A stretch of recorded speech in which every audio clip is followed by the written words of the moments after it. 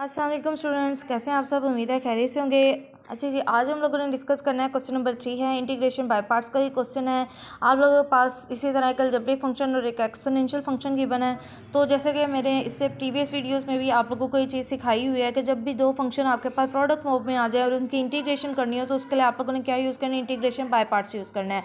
और जिसके लिए ये फॉर्मूला है जो बहुत ईजी सबसे ईजी फॉर्मूला है, ये आप लोगों को आना बहुत ज़रूरी है। Integration U D V is equal to U dot we minus integration V D you. अब यू और डी वी बेसिकली वो दो फंक्शन होते हैं जो हम लोगों को क्वेश्चन में गिवन होता है, जिनको हम लोगों ने क्या करना होता है, इंटीग्रेट करना होता है। और अगर मेरे बेटा आप मेरे चैनल पर न्यू है और अभी तक मेरे चैनल को सब्सक्राइब नहीं किया तो काइंडली मेरे बेटा कर लें और बेल आइकन के बटन को जरूर प्रेस कर लें ताकि मेरे आने वाली वीडियोस के अपडेट आपको मिलती रहे।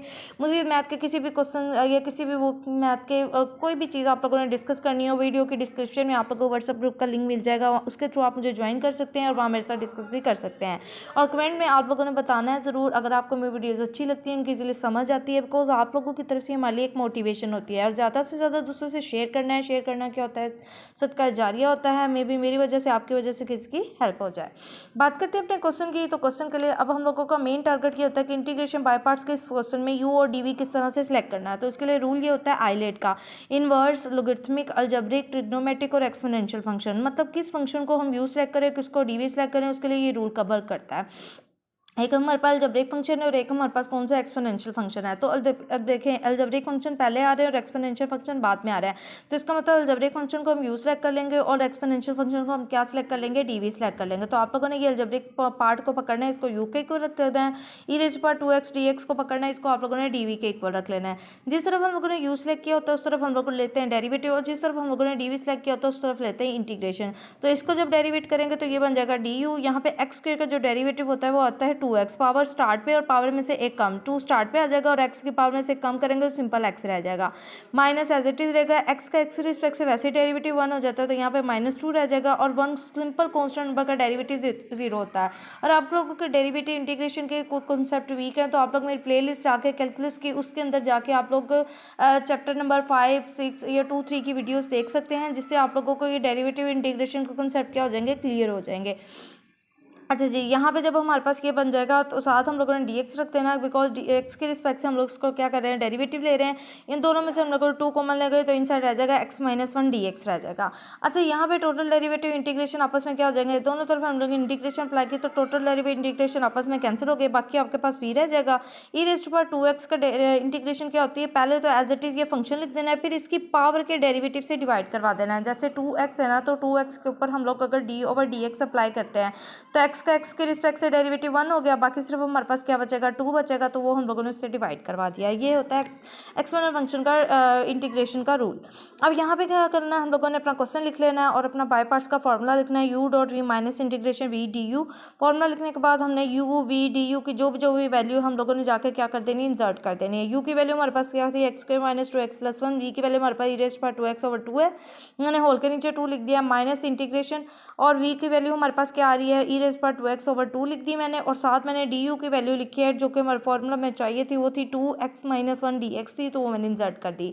यहाँ से 2 से क्या हो जाएगा, कैंसिल हो जाएगा, बाकी हमारे पास बचेगा ई रेज़ टू पावर 2x और यहाँ बचेगा x माइनस 1 dx। अब देखिए यहाँ पे क्वेश्चन की अगेंस्ट सिचुएशन वही बन गई है कि हमारे पास बाय पार्ट्स के अगेंस्ट सबसे ज़रूरत पड़ गई है, क्योंकि दो प्रोडक्ट फॉर्म में फिर से फंक्शन आ गए और उनकी क्या हो रही है, इंटीग्रेशन हो रही है। तो मेरे बेटा again bye integration by parts को हम लोगों ने क्या करना है, यूज़ करना है, सिर्फ इस स्टेप के ऊपर यूज़ करना है। ठीक है, वीडियो को पॉज करके स्टेप साथ साथ आप लोग नोट कर सकते हैं और सब वीडियो को कंप्लीट वॉच करना बहुत ज़्यादा ज़रूरी है। इससे आप लोगों के क्वेश्चन के साथ लिंक जो इंगेजमेंट होती है वो स्ट्रॉन्ग हो जाती है और आपकी अंडरस्टैंडिंग क्या हो जाती है, कम अच्छी हो जाती है। अच्छा जी, मैंने ये वाला पार्ट यहाँ पे अलग से लिख लिया ताकि मैं इसको अलग से इसको इंटीग्रेट पहले कर लूँ, फिर इसके बाद यहाँ पे इक्वेशन नंबर ए इसको मैंने नाम दे दिया, अपनी मर्जी आप ही रख लें, इसी रख लें, जो अपनी आसानी के लिए रखना है आप लोगों ने, ताकि आपको पता चले कि बैक सब्स्टिट्यूशन यहाँ पे जाके इसकी करनी भी है। अच्छा जी, यू और डी वी की सिलेक्ट करते हैं, मतलब यू और डी वी की सिलेक्शन अलजेब्रिक फंक्शन पहले और एक्सपोनेंशियल बाद में। अलजेब्रिक इसमें x माइनस 1 है, इसको मैंने यू सेलेक्ट कर लिया, तो और ई रेज़ पावर 2x को मैंने डी वी सेलेक्ट कर लिया। जिस तरफ यू सेलेक्ट करते हैं डेरिवेटिव लेना है और जिस तरफ डी वी सेलेक्ट करते हैं उस तरफ इंटीग्रेशन करनी है।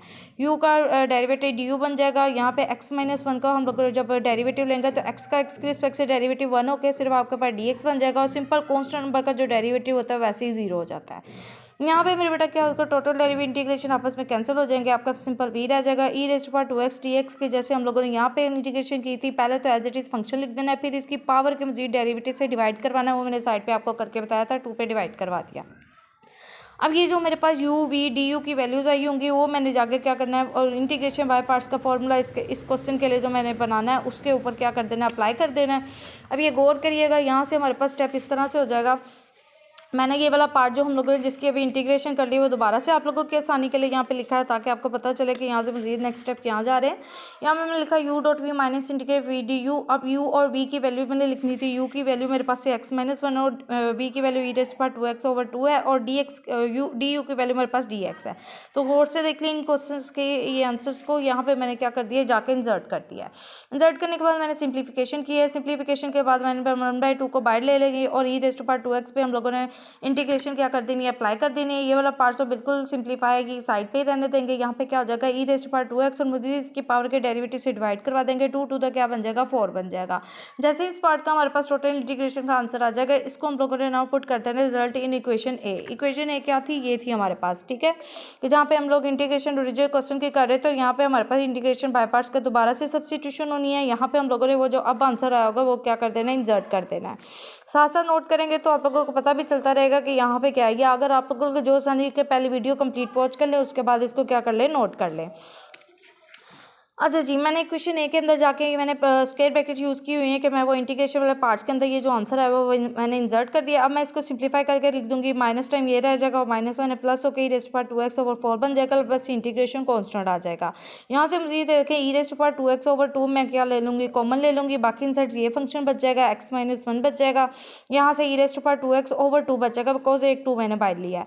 यहाँ से मैंने क्या किया, ये वाला माइनस इन साइड मल्टीप्लाई करवाइए, माइनस और माइनस माइनस ये बन जाएगा +1 बन जाएगा। सिंप्लीफाई करेंगे, कौन सी टर्म मैच हो रही है, एक्स के साथ कोई और नहीं है, ऐसे ही रह जाएगा, -2x और -x -3x बन जाएगा।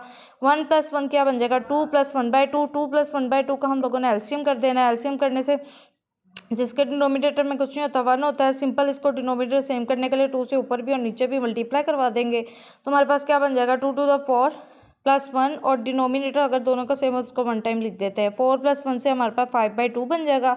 वो मैंने 2 + 1/2 की जगह जाके क्या कर दिया, इंसर्ट कर दिया, और ये हमारे पास इस क्वेश्चन का क्या बन गया, फाइनल आंसर बन गया।